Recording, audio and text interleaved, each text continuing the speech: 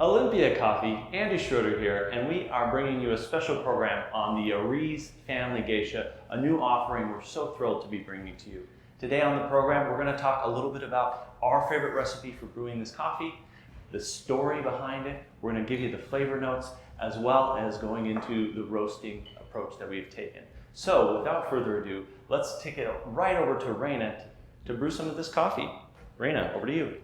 Hi, thanks Andy. My name is Reina. I am the retail trainer at Olympia Coffee. So I'm going to show you how to brew the Ariz Family honey processed geisha. Our recipe today is going to be 35 grams of coffee into the Chemex. We are using a Chemex because I think that the Chemex brings out a lot of the florality and citrus notes of this coffee, and I think it makes it taste really delicious. I can also brew more than one cup with it. Cool. So we've got 35 grams of coffee in my pre-wet Chemex filter. I'm going to start the timer, and we're going to bring it up to 75 grams of water on. The water I'm using today is 202 degrees. And our target for this recipe is 578 grams of total water on. So when we're blooming this coffee, I like to step in and sniff some of the aromatics that are coming off of the bloom. When you're blooming your coffee, make sure that you saturate your entire coffee bed. That way everything releases all of its aromatics. Okay, for my next pour, I'll start right in the middle and make a spiral towards the edge. Our goal here is to agitate the coffee. And I'm bringing it up to 280 grams. Each one of my pours, ideally, is going to be lasting somewhere between 10 and 15 seconds, and I'm pacing out my pours at about the same rate, so 10 to 15 seconds between each pour.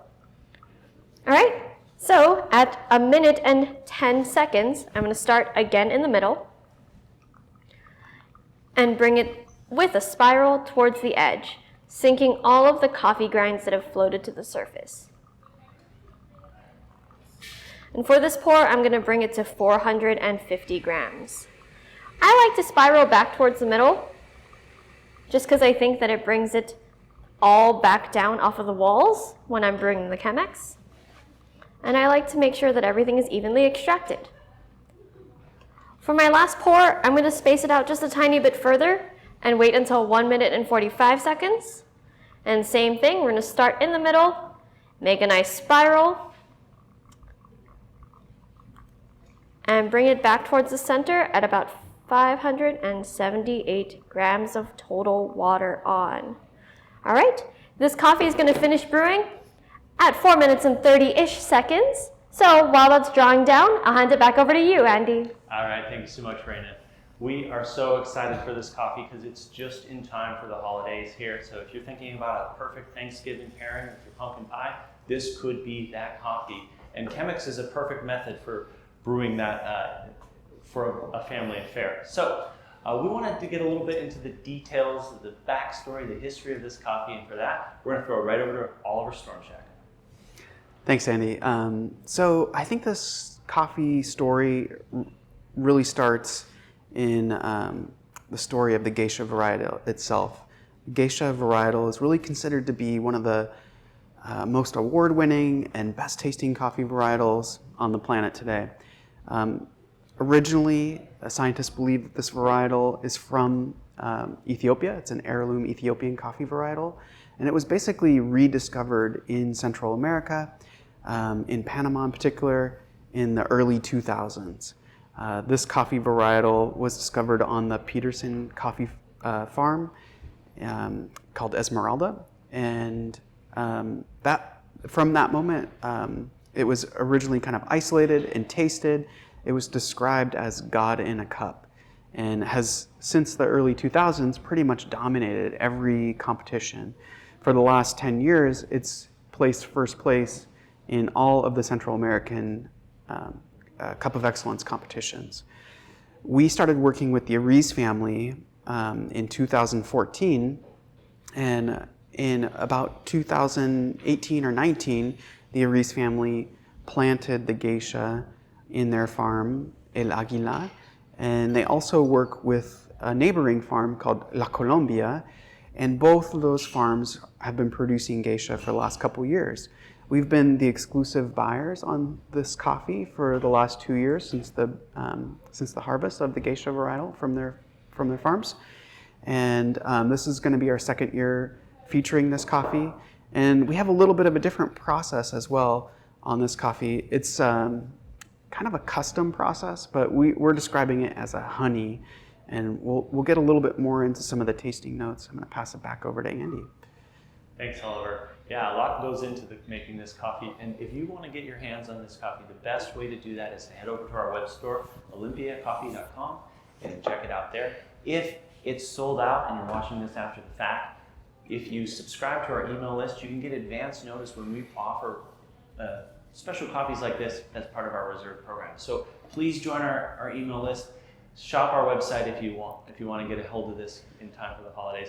And we're going to check out where we are with our brew. So over to you, Raina. All right. Thanks, Andy. This coffee finished at 4 minutes and 29 seconds, just like we anticipated. So on your box of coffee, when you're receiving this coffee, you'll see tropical fruit, dark chocolate, and citrus as the tasting notes. Those are pretty typical for a geisha variety, but I think we can delve a little bit deeper here. So with the honey process that the Ariz family custom did for us, we're getting a lot of that tropical fruit note. And to me, it tastes more like mango mixed with starfruit. It's got that creamy mangoiness that you would get from like sticky mango rice with a little bit of that citric note from starfruit. Dark chocolate, it's definitely like a 65 to 72% dark chocolate, something in like the red fruit chocolate taste. And I get a lot of like floral Meyer lemon going on in the finish. It's delicious. All right, back over to you, Andy. Hey, thanks, Raina. If you are enjoying this program here, please drop us a comment, let us know. Hit the little heart there if you want to, show some love for us. We're going to head it over to Oliver to talk a little bit about the roast. Oliver, over to you. Thanks. Roasting a geisha is a very kind of sensitive process. The density of a geisha varietal tends to be a little bit less dense than most of our coffees. So as you roast it, and as we're trying to focus on some of these tropical fruit flavors and really express them and have them come through on the roasting process really clearly, it's important that we start with a little bit lower of a charge temperature. And we have a very fast roast with this geisha varietal. Total roasting time is roughly like 10 minutes.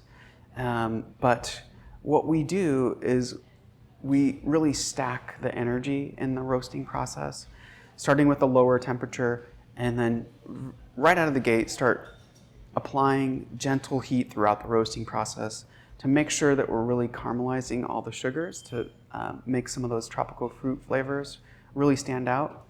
And once we get into Maillard reaction, the roasting process really moves rather quickly. The coffee itself is roasted to what I would describe as a light to medium roast. It's very, very sweet, but we're really trying to make sure that everybody can clearly taste those fruity elements, not overpowered with the roasting flavor itself. I think it's really sweet and delicious. I'm really proud of the roasting process. I'm really proud of the work that we've done with the Ariz family. Hope you guys like it as well. I'll turn it back over to Andy again. All right, and we hope you've enjoyed the program here today. Thank you so much for your time and attention. We'll see you next time.